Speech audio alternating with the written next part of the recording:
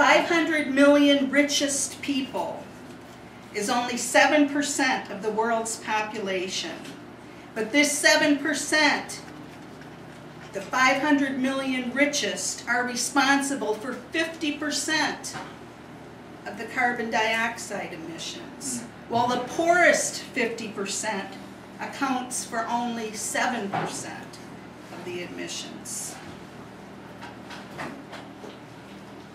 Chavez said, "It strikes me as a bit strange to put the United States and China at the same level. The United States will soon reach 300 million people. China has nearly 5 times the U.S. population. The United States consumes more than 20 million barrels of oil a day. China only reaches 5 to 6 million barrels a day." So you can't ask the same of the United States and China.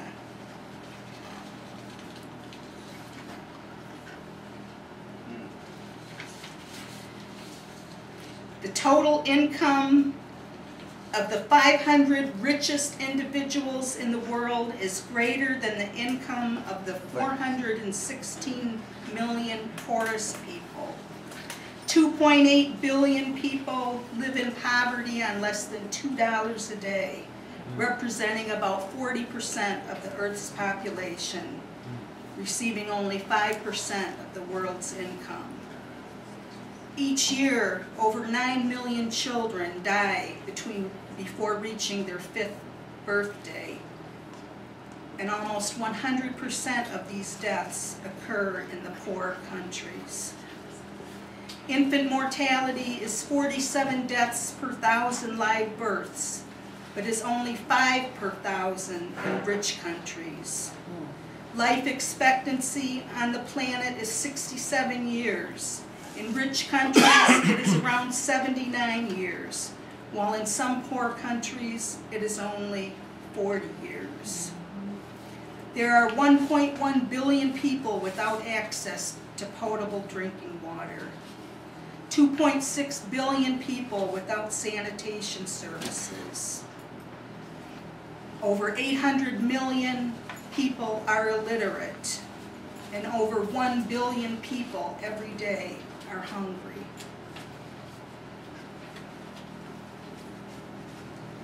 So, comrades and friends, we have to lay the onus, as Fred said, on the capitalist system.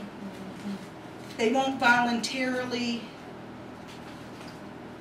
do what's needed. They can't even have a plan in place for a disaster like the one in the Gulf of Mexico that was just a matter of time before it happened, and it did.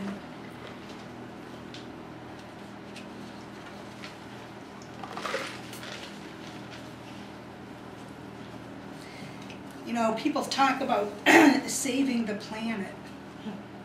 The planet's going to be here. The planet was here for billions and billions of years before we were around. It's human beings that are endangered. Let's be clear. Yeah. And all the greatest leaders, people's leaders of the world today, including Fidel and Hugo Chavez and Evo Morales, all of them have said that, you know, the culprit is capitalism.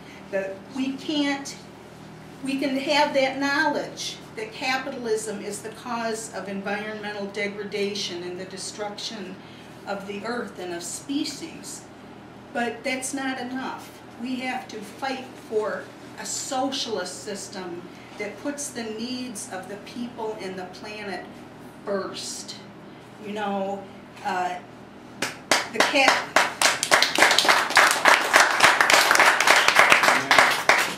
you know, there's an urban legend that 50-some, maybe longer years ago, a formula was discovered to make tires for cars that would never wear out. Now, who knows if this was an urban legend or if it really happened.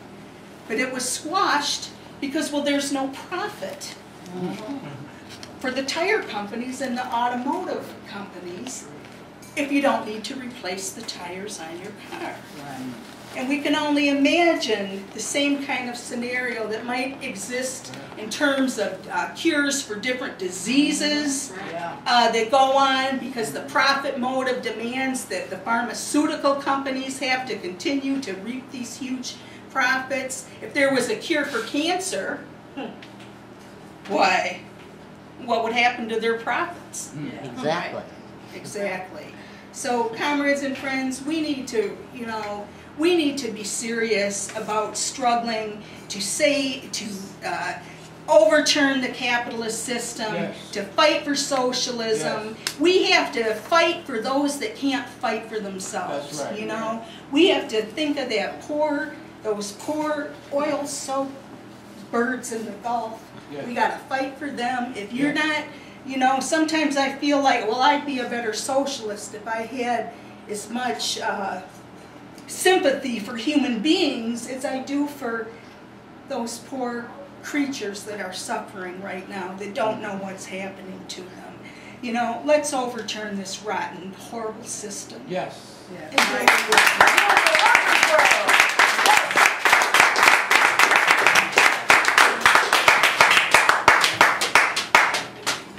Thank you, Chris, for those statistics and that talk on the environment. Wow, interesting. Something definitely has to be done.